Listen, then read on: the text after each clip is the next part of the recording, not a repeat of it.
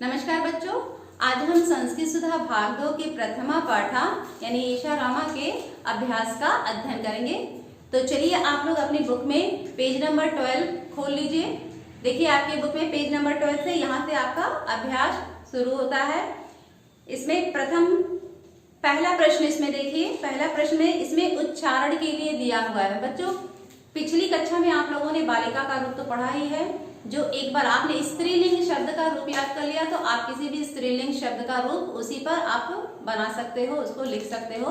तो बालिका का रूप तो आपने याद ही किया है। इसमें देखिए इसी तरह से इसमें रमा, रमा भी क्या है, वो स्त्रीलिंग शब्द है। जैसे बालिका का रूप चलेगा वैसे ही रमा का भी रूप है इसमें दिया हुआ है, जो कि केवल उच्चारण के लिए है। तो हम मेरे साथ आप लोग इसका उच्चारण कर लीजिए।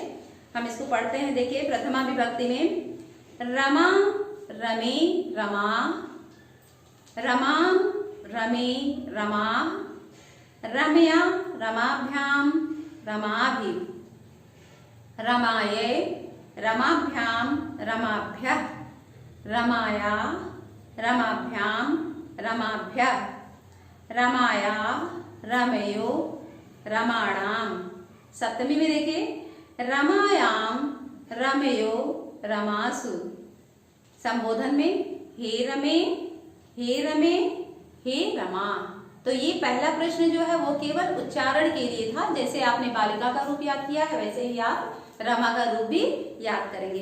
दूसरा देखिए प्रश्न नंबर 2 में क्या है, रिक्त स्थानों की पूर्ति कीजिए। इसमें भी स्त्रीलिंग शब्दों का जो है रूप लिखना है। प्रथमा विभक्ति से लेकर इसमें देखिए दिया हुआ है सारे संबोधन तक का। इसमें संबोधन का नहीं दिया है, यहाँ पे सप्तमी विभक्ति तक का रूप दिया है, लेकिन अलग अलग विभक्ति में अलग अलग स्त्रीलिंग शब्दों को दिया है। अब यहाँ देखिए आप अपनी बुक में देखिए, उसमें बुक में देखिए हम बोलते जा रहे हैं, आप ब्लैक बोर्ड यहाँ पे बोर्ड पर हम लिख रहे हैं, इससे आप अपनी बुक में भर सकते हैं। तो प्रश्न नंबर 2 में देखिए पहला है छात्रा है। छात्रा का रूप हमें लिखना है, किसमें लिखना है, प्रथमा विभक्ति में लिखना है, और वह एक वचन, द्विवचन और बहुवचन में है। तीनों वचनों में से कहीं कहीं किसी किसी वचन में एक रूप, इसमें एक रूप या दो रूप दिया हुआ है। जो नहीं दिया है हमें केवल उसको भरना है। तो देखिए पहला हमारा क्या दिया, प्रश्न नंबर 2 का दूसरा छात्रा का, इसमें एक वचन, द्विवचन और बहुवचन, ये 3 दिया हुआ है। छात्रा का देखिए इसमें पहला, दूसरा नहीं दिया है और तीसरा बहुवचन का दिया है। तो पहले प्रथमा विभक्ति इसमें हम डालेंगे। प्रथमा विभक्ति के एक में क्या हो जाएगा, ये देखिए छात्रा, छात्रा हो गया, और दूसरे में क्या हो जाएगा, छात्रे, और बहुवचन में दिया हुआ है आपका छात्रा दिया हुआ है। दूसरा देखिए बालिका है, दूसरा बालिका में द्वितीया, लेकिन इसका रूप हमें किसमें लिखना है, द्वितीया विभक्ति में लिखना है। बालिका का जो रूप है वो हमें द्वितीया विभक्ति यानी दूसरी लाइन लिखनी है बालिका का। तो इसमें देखिए एक वचन और बहुवचन इन दोनों का भरना है, और बीच में द्विवचन का रूप इसमें दिया हुआ है। तो इसका एक वचन में क्या हो जाएगा,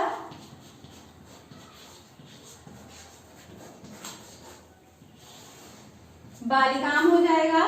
दो वचन बालिके दिया हुआ है आपकी बुक में, और बहुवचन में हम बालिका।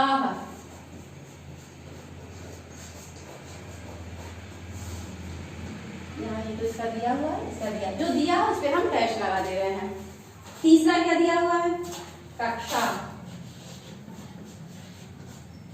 तीसरा हमारा कक्षा दिया हुआ है। कक्षा में इसकी हमें तृतीया विभक्ति में लिखना है। तो इसमें देखिए एक वचन, द्विवचन, बहुवचन, इसमें भी द्विवचन का दिया है, हमें एक वचन और बहुवचन में भरना है। तो इसका एक वचन क्या हो जाएगा,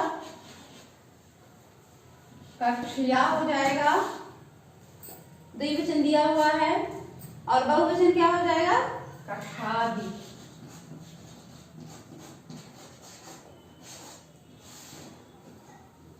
इस तरह से कक्षा भी हो गया। तीसरा क्या दिया है, लता का दिया है। देखिए सब स्त्रीलिंग शब्द दिए हैं, सारे जो है स्त्रीलिंग शब्द है। इसे हमें चतुर्थी विभक्ति में लिखना है, जिसमें से एक वचन का रूप दिया है, हमें लिखना है द्विवचन और बहुवचन का। इसका दिया हुआ है द्विवचन में क्या हो जाएगा, लताभ्याम, और यहाँ पे हो जाएगा लताभ्या। ये इस तरह से तो लता का हो गया। इसके बाद में अध्यापिका का आता है। अगर आप लोगों ने इसे कर लिया है तो इसे हम इसको रख करके ऊपर भी लिखें।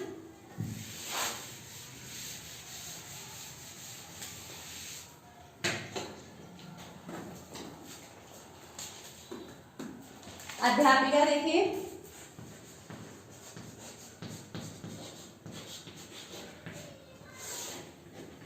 अध्यापिका इसे हमें पंचमी विभक्ति में लिखना है, जिसमें से एक वचन का दिया हुआ है, हमें द्विवचन और बहुवचन का लिखना है। तो ये हो जाएगा अध्यापिकाभ्याम, इसमें पहला दिया हुआ है, और दूसरे में हो जाएगा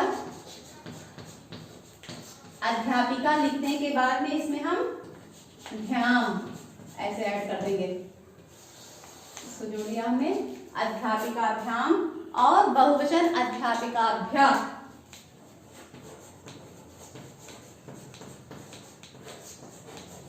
अध्यापिका में अभ्या ऐड किया हमने।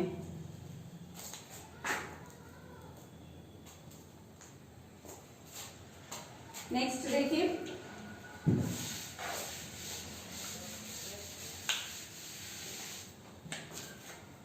परिचारिका।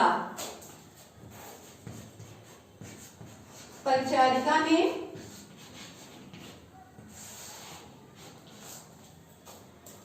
इसे हमें षष्ठी विभक्ति में लिखना है, जिसमें से इसका बहुवचन दिया है, हमें एक वचन और द्विवचन लिखना है। तो इसका षष्ठी का क्या हो जाएगा, एक वचन में हो जाएगा परिचारिकायाः।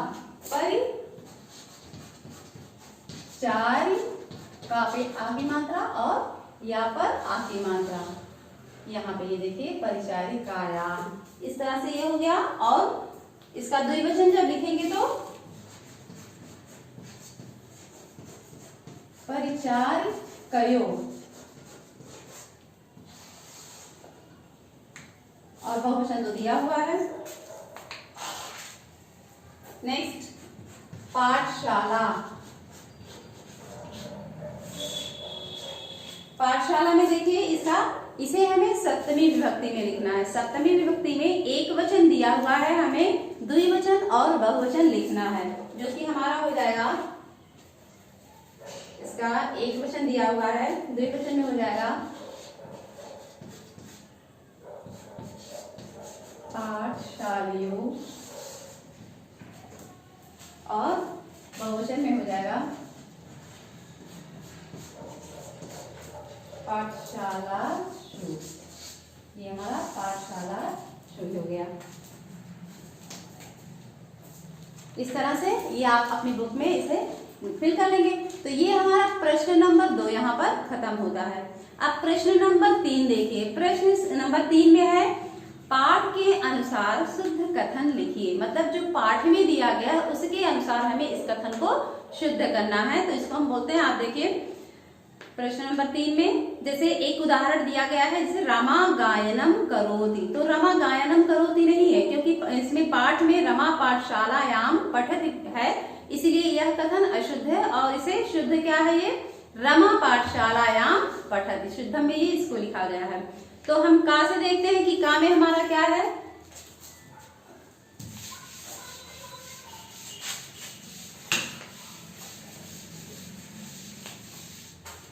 देखिए प्रश्न 3 का प्रश्न को हम पढ़ेंगे, केवल उत्तर इसका हम लिखेंगे। संगीता वायुयाने विमान परिचारिका अस्ति। तो इसका क्या है, आपके उसमें किताब में इसके पाठ में दिया हुआ है संगीता कक्षायाम पाठयति। तो आपका जो शुद्ध हो जाएगा इसका वाक्य वो क्या होगा, यहाँ पर देखिए हम लिखे हैं, आप देखिए इसको, संगीता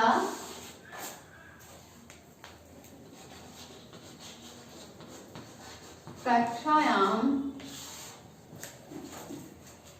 पाठयति।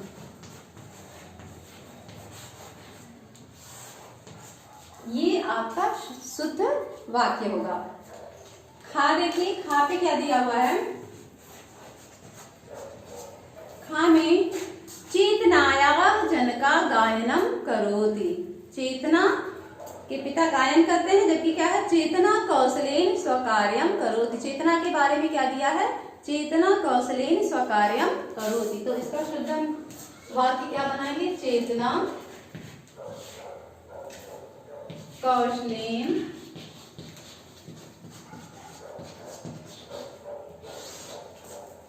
स्वकार्यम करोति।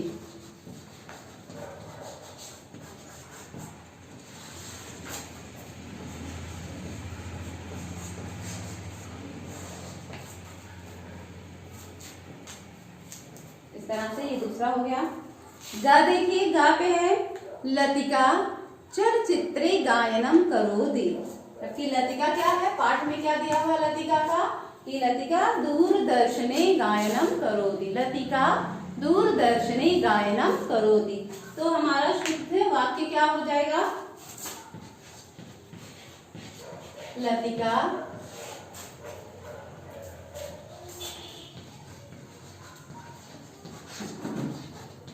दूरदर्शने गायनम करोति। ये हमारा शुद्ध वाक्य हो गया। घा देखिए, ऐश्वर्या वाणियया सह क्रीडति। जबकि क्या है? पाठ में क्या दिया गया है? ऐश्वर्या अभिनयम करोति। तो इसका शुद्ध वाक्य हमारा होगा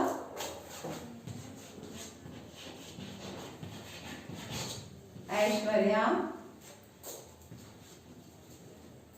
अभिनयम करोति।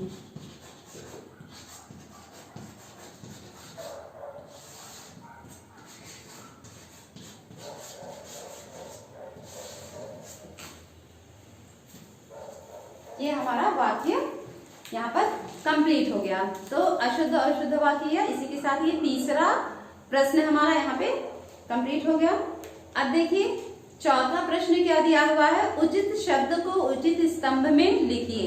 एक तरफ अकारांत पुल्लिंग दिया है, एक तरफ आकारांत स्त्रीलिंग दिया गया। तो आप लोग पिछली कक्षा में तो पढ़ ही चुके हो कि अकारांत आकारांत शब्द क्या होते हैं। जिन शब्दों के आखिरी में छोटा आ होता है, छोटा आ वर्ड होता है, वो क्या होते हैं? अकारांत होते हैं। वो ज्यादातर वो सब पुल्लिंग ही होते हैं। और जिसमें जिस शब्द के आखिरी में बड़ा आ लगा होता है वो आकारांत शब्द होता है, वो स्त्रीलिंग होता है। तो देखिए इसमें से आप अलग अलग स्तंभ में करना है। आपकी बुक में तो बना हुआ है, यहाँ लिख दे रहे हैं, आप लोग उसमें लिख लीजिए।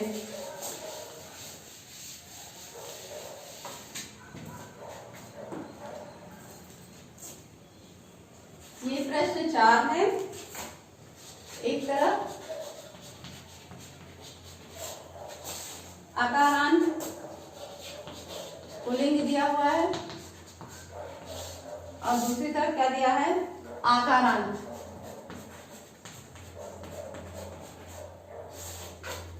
स्त्रीलिंग दिया हुआ है। इसको हम शॉर्ट में से लिख दे रहे हैं। तो अकारांत में देखिए इसमें कौन कौन से शब्द आएंगे? जिसके आखिरी में छोटा आ लगा हुआ है कौन कौन से शब्द हैं? राम। पहले हम अकारांत को लिख देते हैं। छात्र, बालक। और आकारांत में यहाँ क्या है? रमा। आ की मात्रा देखिए इसमें आखिरी में लगा हुआ है। छात्रा, आ की मात्रा देखिए लगा हुआ है, आकारांत शब्द हो गया। बालिका,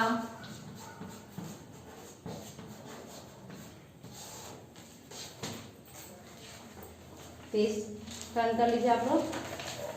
अकारांत में अध्यापक में छोटा है तो ये अकारांत। अध्यापिका आकारांत में आ गया। जनक, अम्बा,